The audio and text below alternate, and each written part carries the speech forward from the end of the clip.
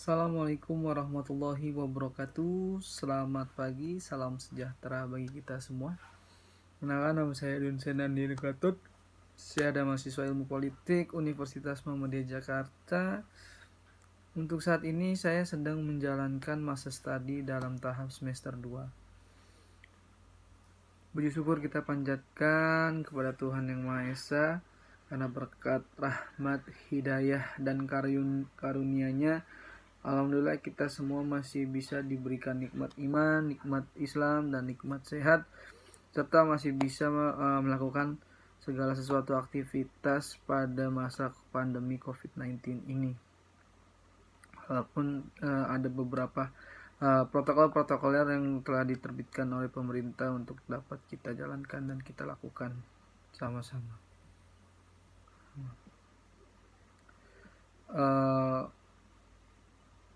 Di sini yang terhormat Bapak Dr. Muhammad Nasih selaku dosen kami mata kuliah kepemimpinan politik yang telah memberikan kami tugas untuk membuat video pengganti perkuliahan pada masa pandemi COVID-19 ini. Seperti hal yang sebelumnya yang telah saya jelaskan terkait masalah kepemimpinan politik, di sini sekarang saya masuk dalam kategori kepemimpinan politik nasional. Jadi kepemimpinan itu seorang pemimpin yang memimpin skala nasional, skala besar atau satu negara. Beliau yang memegang komando untuk mengontrol bawahan-bawahannya, bagian-bagiannya, perdana menteri dan lain sebagainya. Dan memang yang perlu kita ketahui bahwa Indonesia sebagai negara yang menerapkan sistem pemerintahan demokrasi yang sesuai dengan Pancasila, dalam hal ini pemerintah Indonesia harus benar-benar mampu menjalankan roda pemerintahan dengan sifat-sifat pemimpin yang sesuai dengan pemerintahannya. Jadi memang pemimpin ini harus menyesuaikan dengan sistem pemerintahan Indonesia ini, sistemnya demokrasi.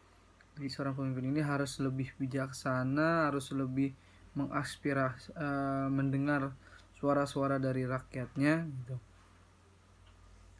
Sistem pemerintahan demokrasi merupakan sistem pemerintahan di mana rakyat merupakan pemegang kekuasaan tertinggi dalam negara. Pemerintah hanya sebagai pelaksana. Jadi seorang pemerintah itu hanya sebagai pelaksana. Sistem pemerintahan di mana terpilihnya tokoh di pemerintahan merupakan hasil dari rakyat melalui pesta demokrasi yang sering disebut pemilu atau pemilihan umum.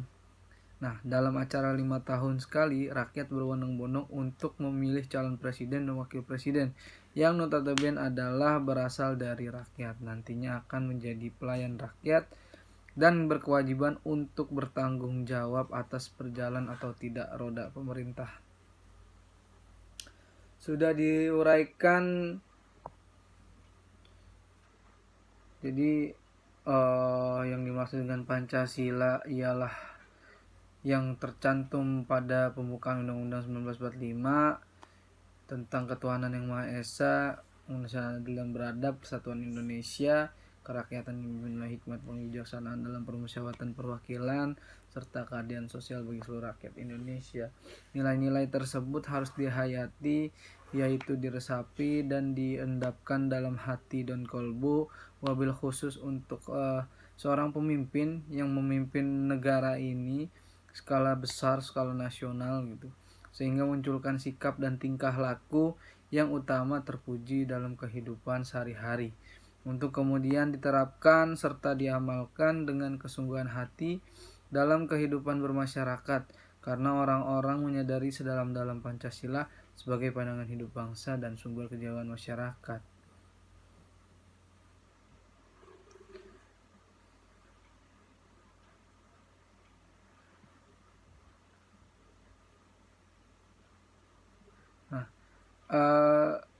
Kepemimpinan dalam era pembangunan nasional harus bersumber pada filsafah negara.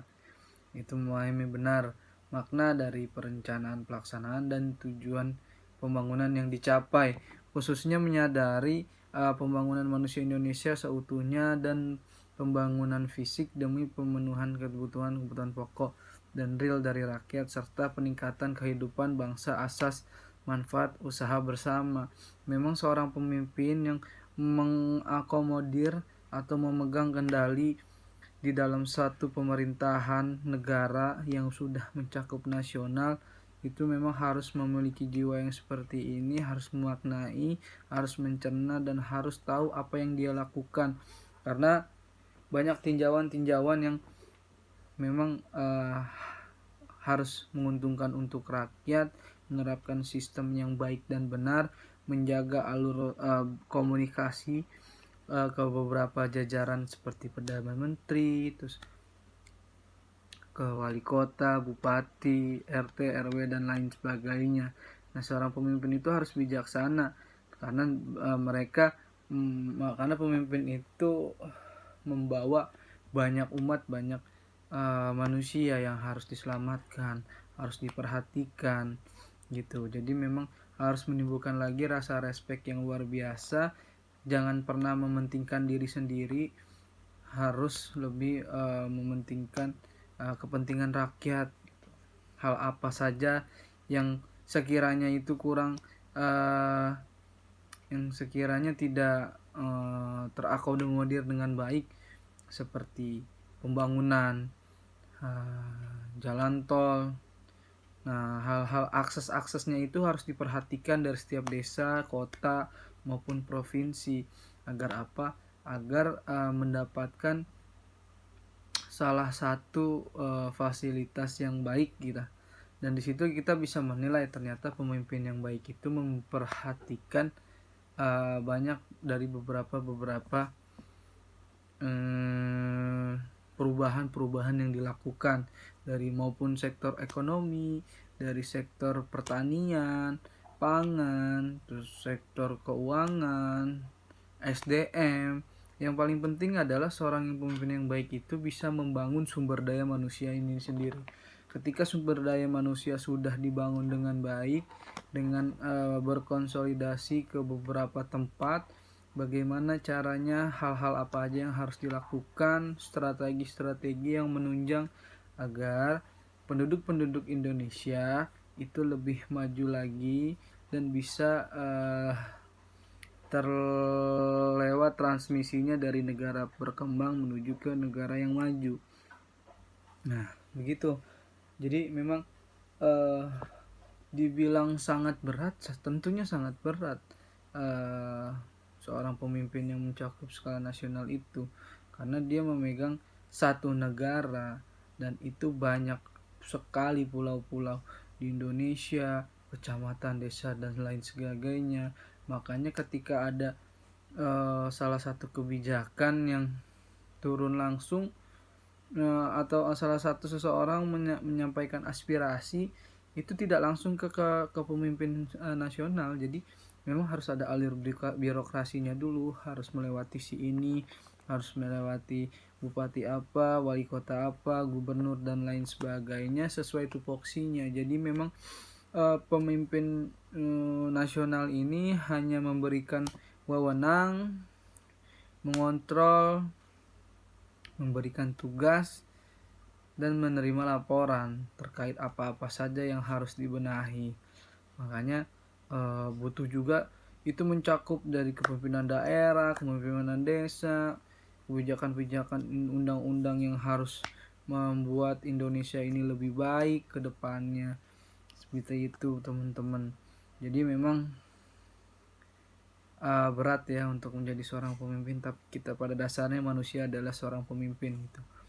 Mungkin itu saja yang bisa saya sampaikan. Terima kasih, mohon maaf sebelumnya yang salah datangnya dari saya, yang benar datangnya dari Allah. Billahi fisabil haq fastabiqul khairat. Assalamualaikum warahmatullahi wabarakatuh.